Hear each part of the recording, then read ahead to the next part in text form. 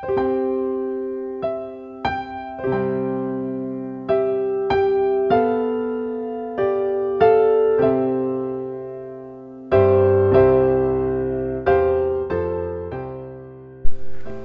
pagi pendengar setia Radio Cakrawala yang diberkati Tuhan kita Yesus Kristus.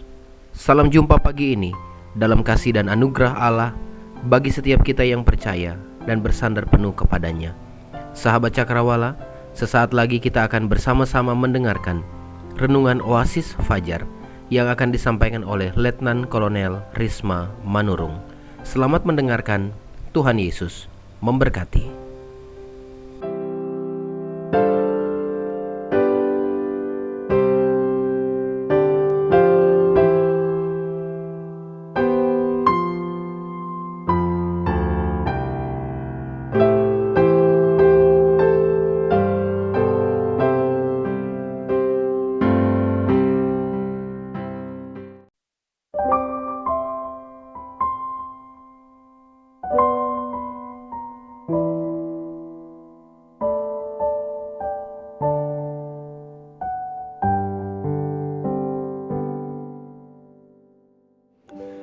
Haleluya.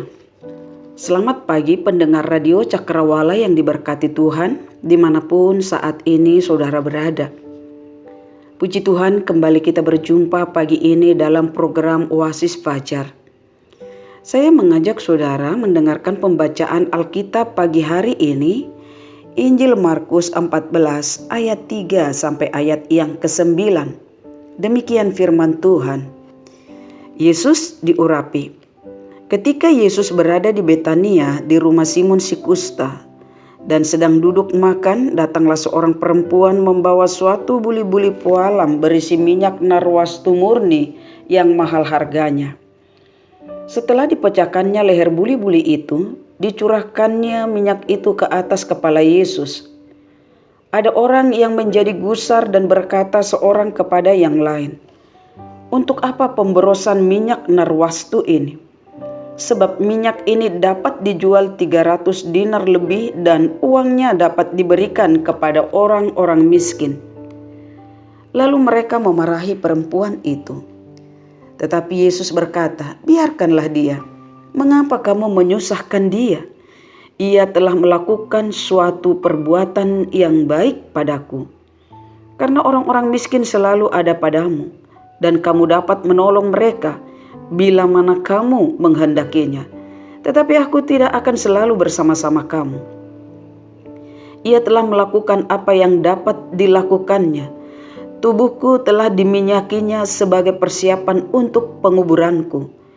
Aku berkata kepadamu, sesungguhnya di mana saja Injil diberitakan di seluruh dunia, apa yang dilakukannya ini akan disebut juga untuk mengingat dia.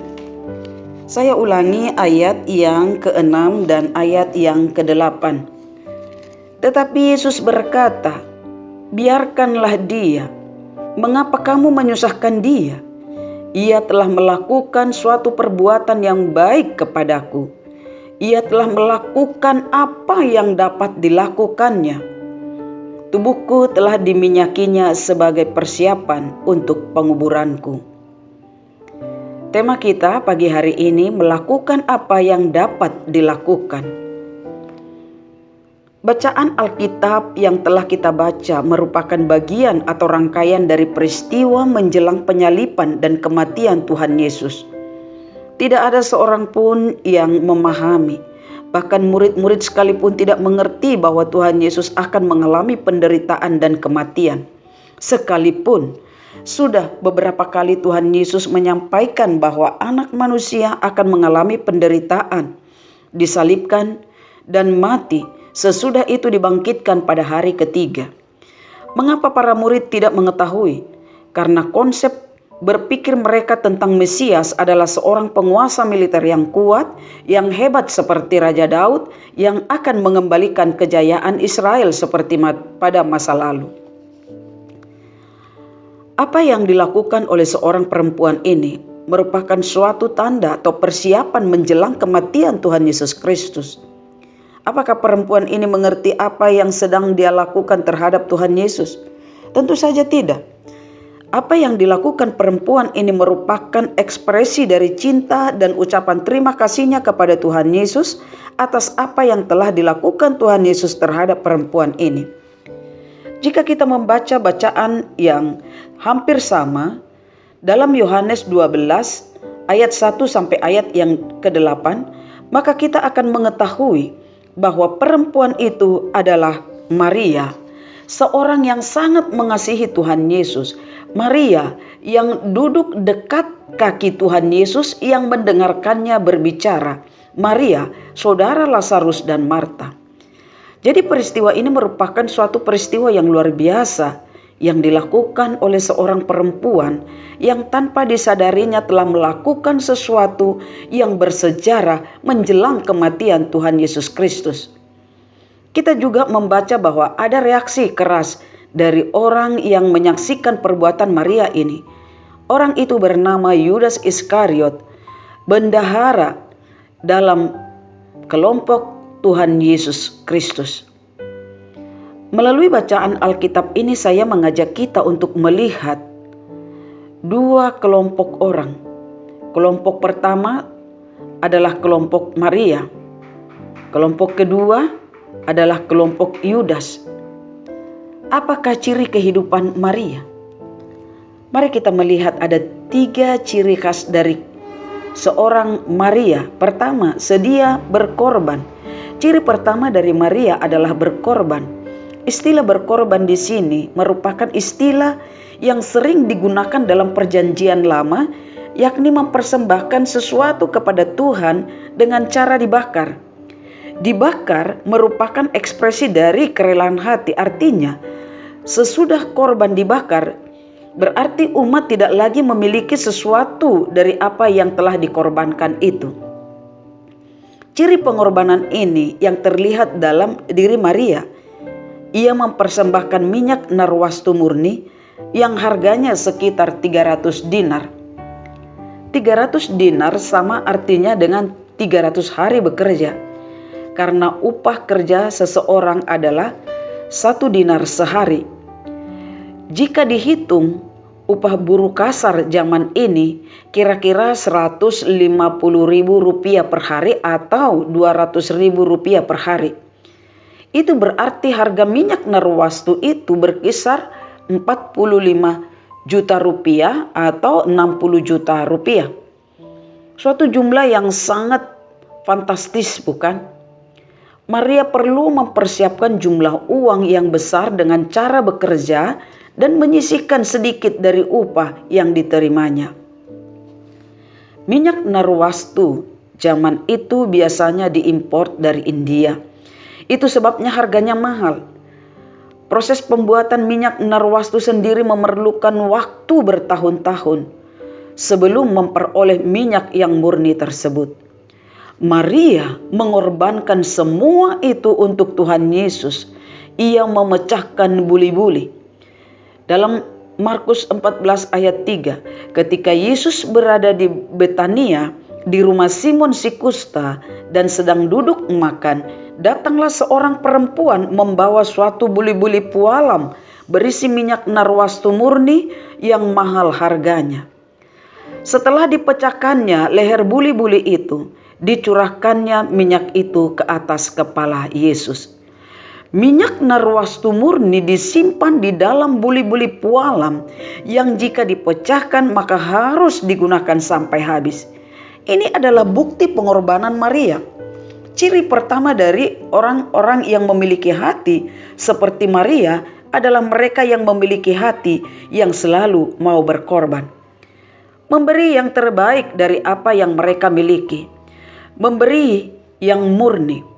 Orang-orang berhati seperti Maria adalah mereka yang akan kehilangan hal-hal yang paling berharga dalam hidupnya secara materi dan mereka mempersembahkannya untuk Tuhan. Maria bukan saja mengorbankan minyak narwastu, namun ia menyeka kaki Yesus dengan rambutnya. Bagi seorang wanita, rambut adalah mahkota yang indah. Namun tidak bagi Maria.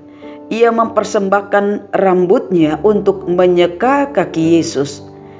Dalam tradisi Yahudi adalah tradisi cuci kaki dengan air, dicuci dengan tangan. Tapi Maria melampaui tradisi itu.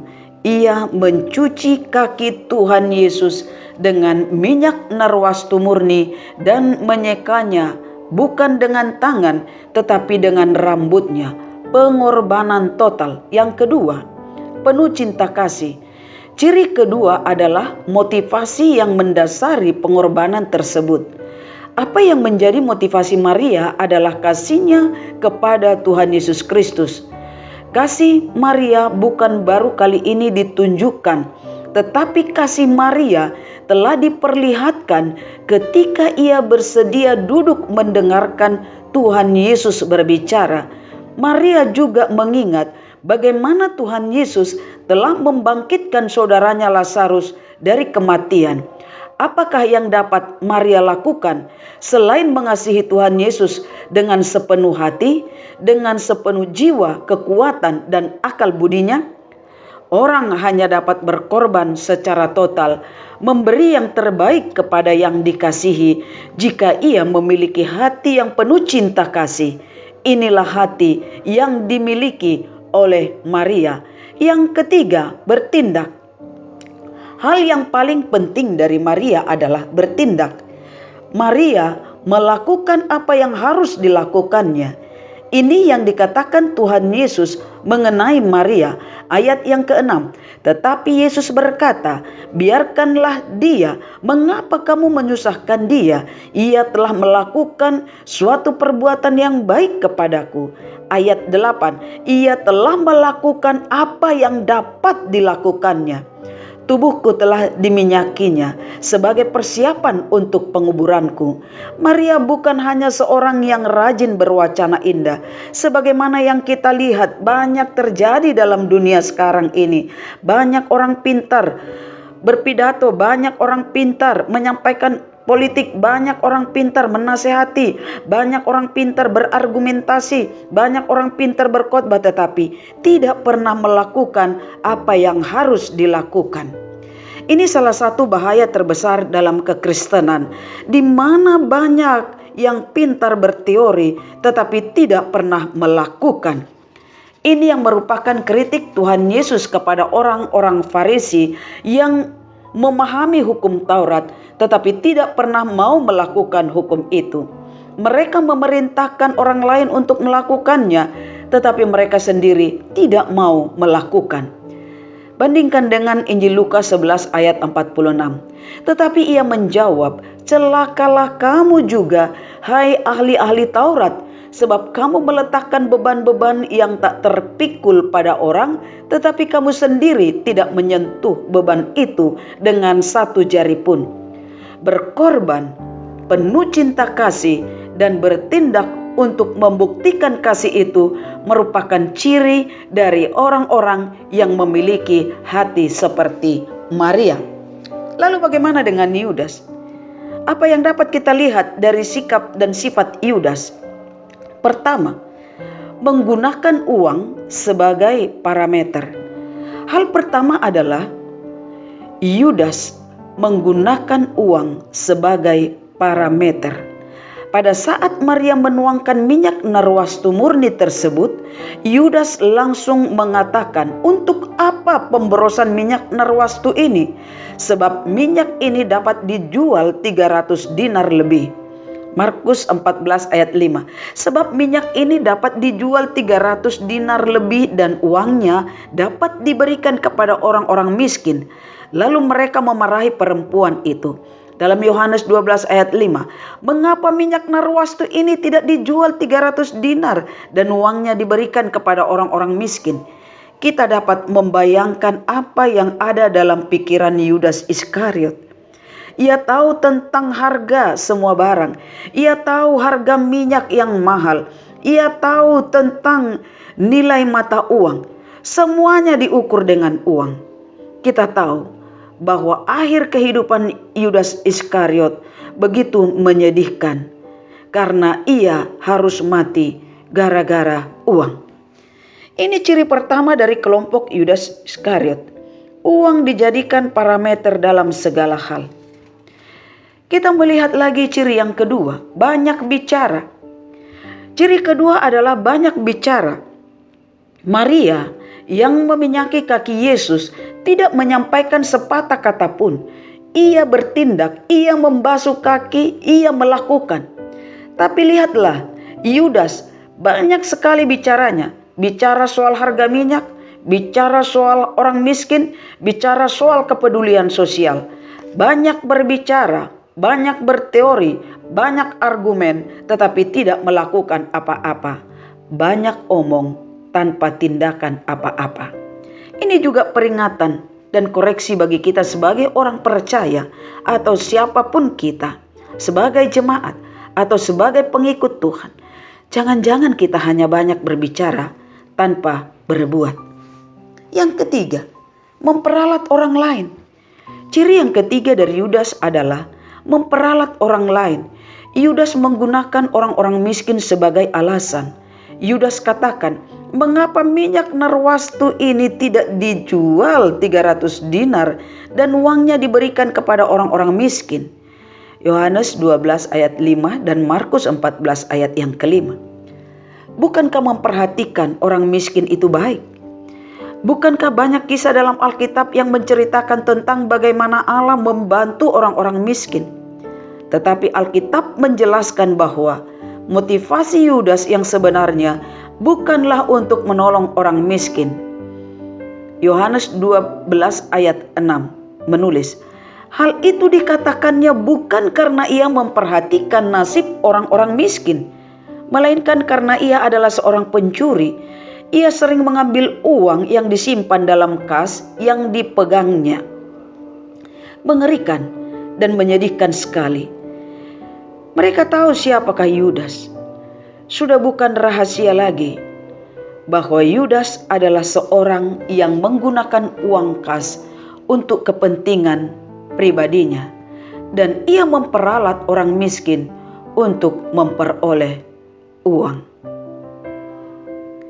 Perenungan kita pada pagi hari ini, melakukan apa yang dapat dilakukan berdasarkan pernyataan Tuhan Yesus dalam Markus 14 ayat 6. Kita ingin menjadi Maria yang rela berkorban, yang penuh kasih sayang dan bertindak dengan benar.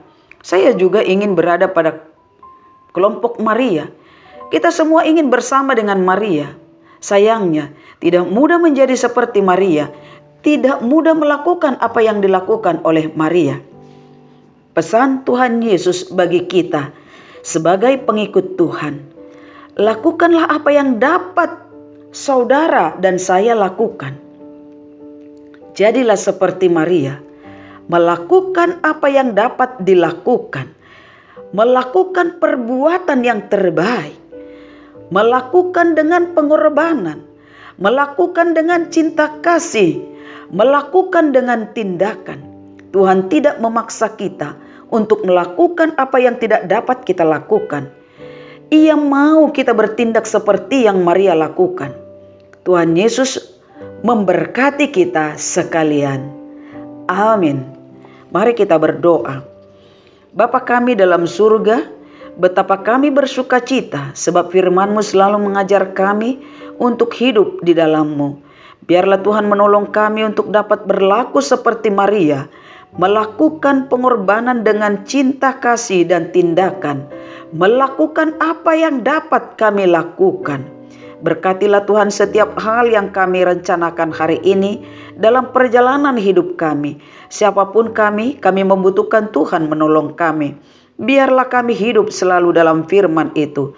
Kami sadari segala keterbatasan kami melakukan segala hal, tetapi di saat Tuhan mendapati kami melakukan hal yang salah, Tuhan berilah pengampunan dan pemulihan itu bagi kami, sehingga kami dibangkitkan karena kebenaran-kebenaran firman itu. Berkati pelayanan Radio Cakrawala yang selalu melakukan siaran-siaran, terlebih Tuhan pakai menjadi alat pekabaran Injil Kristus.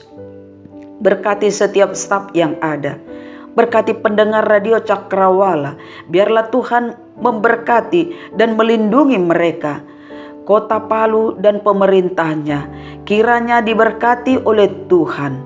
Ini doa kami Bapa, di dalam nama Tuhan Yesus kami berdoa. Amin.